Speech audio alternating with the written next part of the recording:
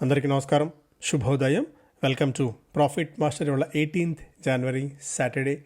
ఈ వీకెండ్ రోజున ఇంటర్నేషనల్ మార్కెట్స్లో పర్ఫార్మెన్స్ ఏ విధంగా ఉంది అండ్ నెక్స్ట్ ట్రేడింగ్ సెషన్ రోజున మన మార్కెట్స్ మీద ఎలాంటి ఇంపాక్ట్ ఉండే అవకాశం ఉంది, ప్రపంచవ్యాప్తంగా ఎలాంటి ప్రభావితం మన మార్కెట్లను చేసే అంశాలు జరిగాయి అన్నీ కూడా మనం మాట్లాడుకుందాం.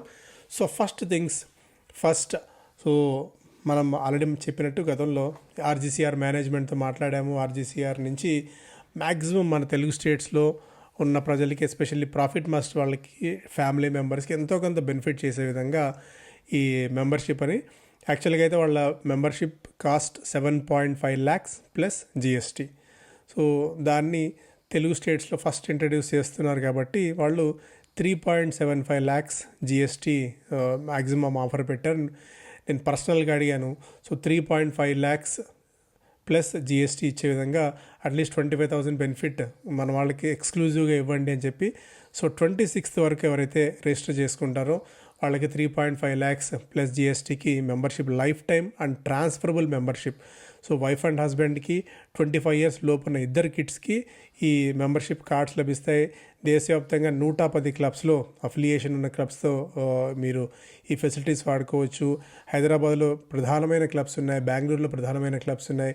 వాటన్నిటిలో నెలకి 4 సార్లు నుంచి 5 సార్లు వరకు ఫ్యామిలీతో వెళ్ళి రెస్టారెంట్స్ కానీ, ఫుడ్ అండ్ బెవరేజెస్ కానీ, అక్కడ ఉన్న ఫెసిలిటీస్ లైక్ స్విమ్మింగ్ పూల్ కానీ, స్పోర్ట్స్ ఫెసిలిటీస్ ఇవన్నీ మీరు వాడుకునే అవకాశం ఉంటుంది. సో ఇన్ని అఫిలియేషన్స్ ఉన్న క్లబ్స్ చాలా తక్కువ ఉన్నాయి మన దగ్గర. అది కూడా ఈ ప్రైజ్లో కొద్ది గొప్ప క్లబ్స్ గురించి అవగాహన ఉన్న వాళ్ళకి తెలుస్తుంది. ఈ ప్రైజ్లో మెంబర్షిప్, ఒక క్లబ్ మెంబర్షిప్ దొరకడం అనేది రేరెస్ట్ ఆఫ్ ద రేర్ కేసెస్లో జరుగుతుంది. దట్టు వాళ్ళు డైరెక్ట్గా మనల్ని అప్రోచ్ అయ్యారు.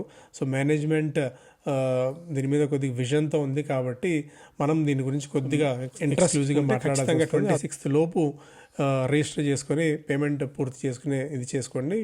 ఖచ్చితంగా ఇది ఒక ఇన్వెస్ట్మెంట్గా కూడా ఉపయోగపడుతుంది. అండ్ మన మార్కెట్స్, అమెరికన్ మార్కెట్స్ ఒకసారి చూస్తే, అమెరికన్ మార్కెట్స్లో నిన్న కూడా కొద్దిగా పాజిటివ్ మొమెంటం.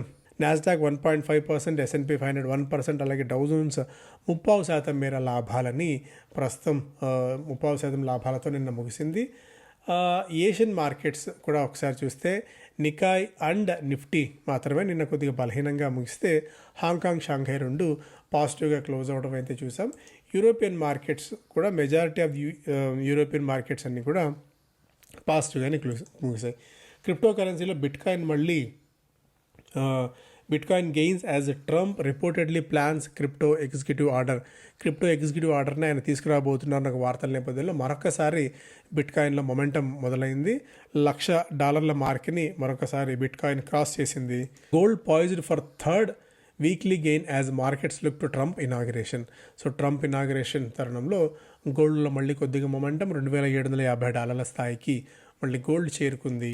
అండ్ ఆయిల్ పరంగా $80 పైనే దాదాపుగా ఆయిల్ ట్రేడ్ అవుతూ వస్తుంది. సో ఇంటర్నేషనల్ మార్కెట్స్ నుంచి ఉన్న అప్డేట్స్ అయితే ఇవి. అండ్ మేజర్ న్యూస్ ఎకనామిక్ టైమ్స్లో government waiving over 1 lakh crore AGR dues waiver. So telecom రంగంలో ఒక అతిపెద్ద సంచలన నిర్ణయంగా దీన్ని చెప్పుకోవచ్చు. టెలికాం రంగాన్ని బయటపడేసేందుకు కష్టాల్లో ఉన్న ఈ రంగాన్ని, అలాగే డియోపోలి అంటే జియో అలాగే ఎయిర్టెల్ మాత్రమే ఈ రంగంలో తనదైన పాత్ర పోషిస్తూ ఈ రెండు మాత్రమే మనుగడ సాధించి ఓవరాల్గా ఇండస్ట్రీకి పెను ప్రమాదాన్ని తీసుకొస్తుందన్న ఒక భయం చాలామందిలో ఉన్న ఈ తరుణంలో మూడవ కంపెనీ వోడాఫోన్ ఐడియా కూడా కొద్దిగా ఊరటనిచ్చే విధంగా ఈ నిర్ణయం బడ్జెట్లో ప్రకటన ఉండవచ్చు అనేది ఇండస్ట్రీ భావిస్తున్న అంశం. 1,00,000 కోట్ల AGR డ్యూస్ ఏవైతే ఉన్నాయో ఆ డ్యూస్ని పూర్తి స్థాయిలో వేవ్ ఆఫ్ చేసే విధంగా ప్రభుత్వం ఆలోచన చేస్తుంది అనేది ఒక వార్త. Proposal if okayed will benefit Vodafone the most. దాదాపుగా వోడాఫోన్కి 50,000 కోట్ల రూపాయల వరకు దీని ద్వారా కలిసి వచ్చే అవకాశం ఉంది అన్నట్టుగా కూడా ఇక్కడ మనం చూడవచ్చు. October 2019లో supreme court ask telecom companies AGR dues ఏదైతే 1,50,000 కోట్ల రూపాయలు ఉందో దాన్ని చెల్లించాలని చెప్పి సుప్రీంకోర్టు 2019లో తీర్పునిచ్చిన సంగతి తెలుసు. దీంతో వీళ్ళు బ్యాంక్ గ్యారంటీలని ప్లస్ అప్పులు కట్టుకోలేక, వడ్డీలు కట్టుకోలేక నానా యాతన పడుతున్న సంగతి మనకు తెలుసు.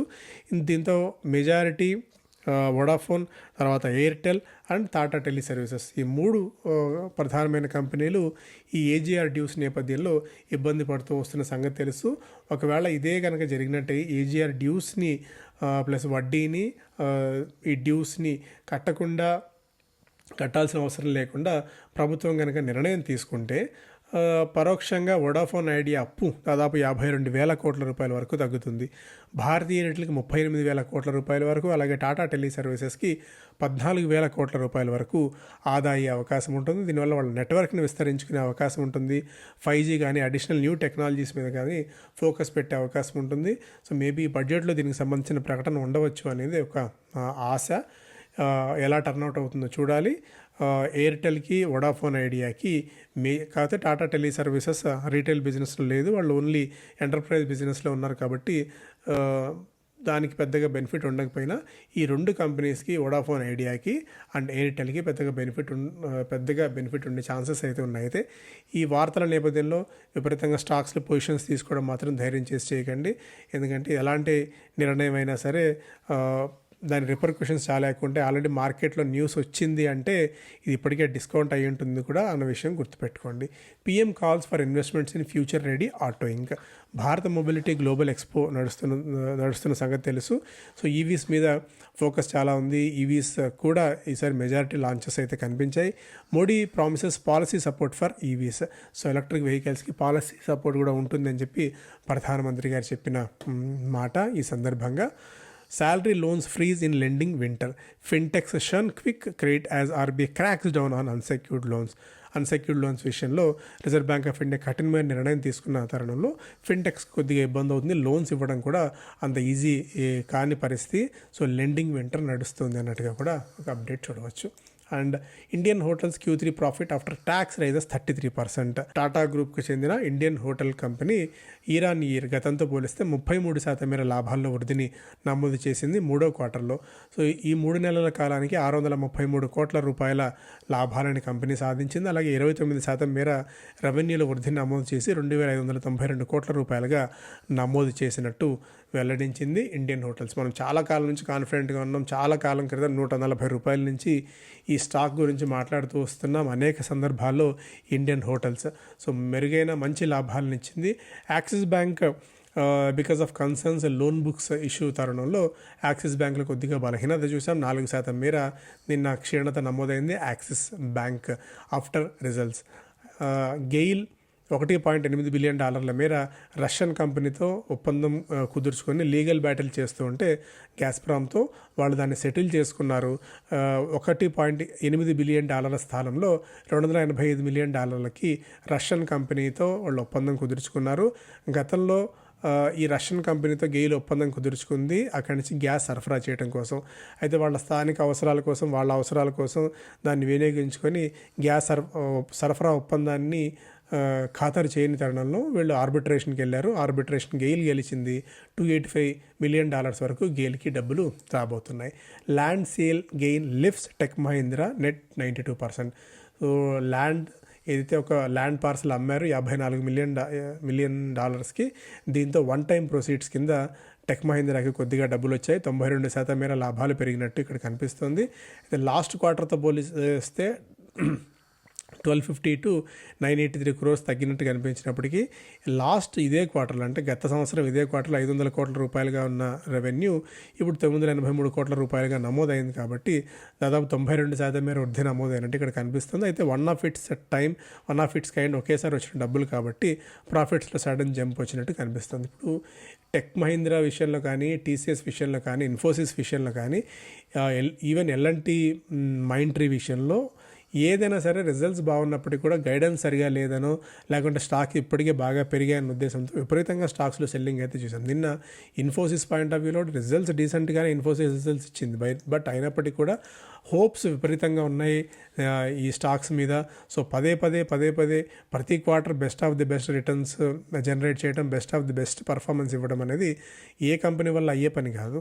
సో ట్రంప్ వచ్చిన తర్వాత తీసుకున్న నిర్ణయాలు బట్టి కూడా కొద్ది గొప్ప ఐటీ ఇండస్ట్రీ మీద ఇంపాక్ట్ ఉంటుంది. బట్ స్టాక్స్ అయితే గత కొద్ది కాలం నుంచి బాగా పెరుగుతూనే ఉన్నాయి కాబట్టి కొద్దిగా ప్రాఫిట్ బుకింగ్ సినారియో ఇన్ఫోసిస్ మీద కూడా పడింది. నిన్న దాదాపుగా 5-6% మేర స్టాక్లో కరెక్షన్ అయితే రావడం అయితే మనం చూసాము.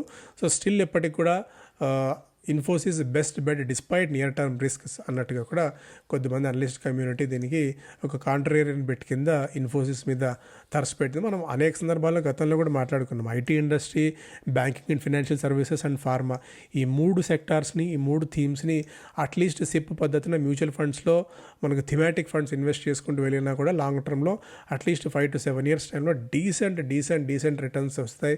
ప్రూవెన్ ఫార్ములా గత చరిత్ర మీరు ఒకసారి చూసుకున్నా సరే సిప్ పద్ధతిలో ఈ 3 థీమ్స్లో, ఈ 3 సెక్టార్స్లో ఇన్వెస్ట్ చేసిన వాళ్ళు నష్టపోయిన దాఖలాలు లేవు. స్టిల్ మన ఇండియా గ్రోత్ పొటెన్షియల్ ఉంది, చాలా స్ట్రాంగ్ గెయిన్స్ ఇక్కడి నుంచి కూడా మనకు డికేడల్ థీమ్ ఉంది. ఈవెన్ IMF డేటా నిన్న చూసినా వాళ్ళు ఇచ్చిన రిపోర్ట్ 6.5% పైగా వృద్ధి రేటు మనం నమోదు చేసే అవకాశం ఉంది.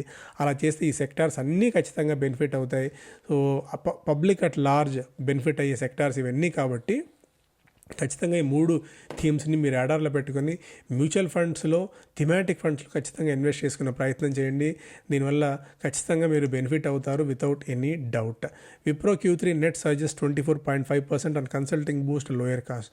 సో ఖర్చును నియంత్రణలో ఉంచుకున్నారు.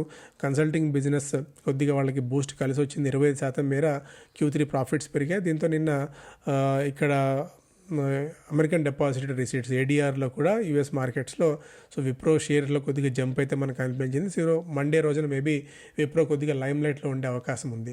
Revenue remain subdued due to furloughs and seasonal weakness. సాధారణంగానే ఈ డిసెంబర్ క్వార్టర్, ఈ క్వార్టర్ ఆర్ఎల్స్ డిసెంబర్లో ప్రకటన ఇచ్చే క్వార్టర్ బలహీనత ఉంటుంది. ఎందుకంటే హాలిడేస్ ఎక్కువ ఉంటాయి, సీజనల్ వీక్నెస్ ఎక్కువ ఉంటుంది. సాధారణంగా Q3 అనేది మోస్ట్ ఆఫ్ ది ఐటీ కంపెనీస్కి కొద్దిగా బలహీనంగానే ఉంటుంది. చరిత్ర చెప్తున్న అంశం అది. ఓవరాల్గా నంబర్స్ పరంగా మనం చూస్తే విప్రోలో 4.7% మేర లాభాల్లో వృద్ధి నమోదైంది. TCSకి 3.9%, ఇన్ఫోసిస్ 4.6% మేర వృద్ధిని నమోదు చేసింది.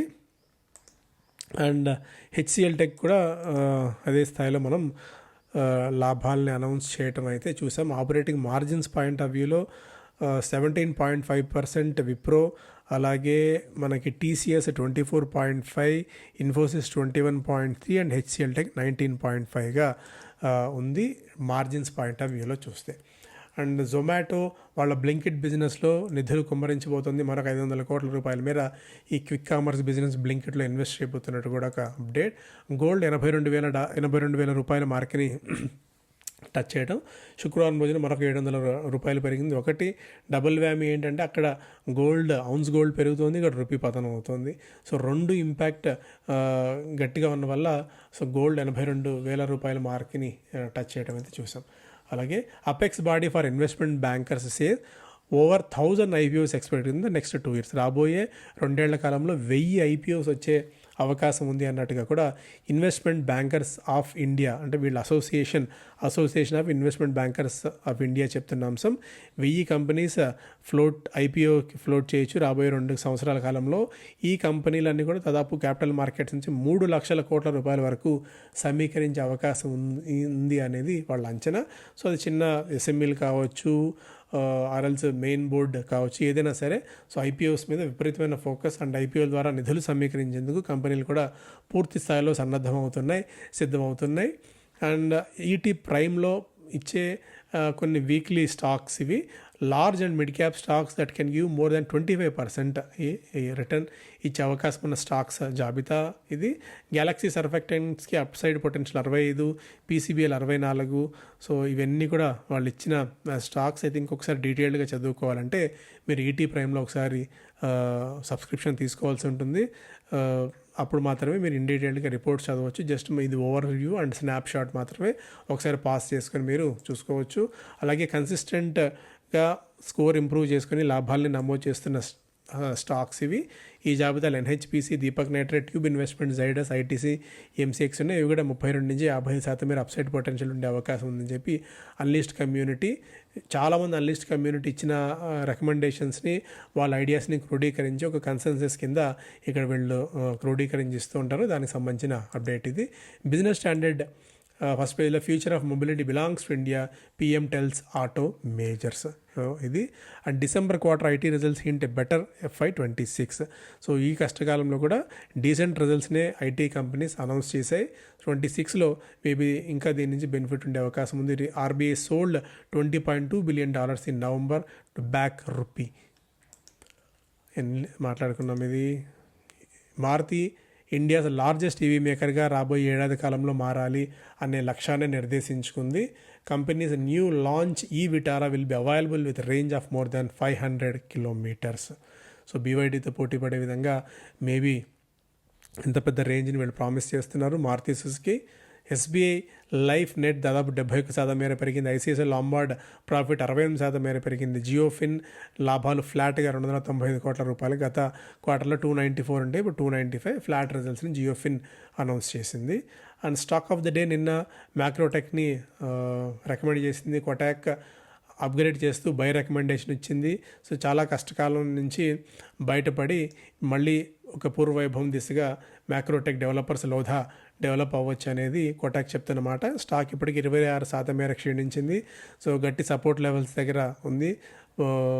ఇక్కడ నుంచి కొద్దిగా అప్సైడ్ పొటెన్షియల్, ఈ స్టాక్ ఇక్కడ నుంచి రిటర్న్ రివర్స్ తీసుకునే అవకాశం ఉంది అనేది కొటాక్ చెప్తున్నమాట.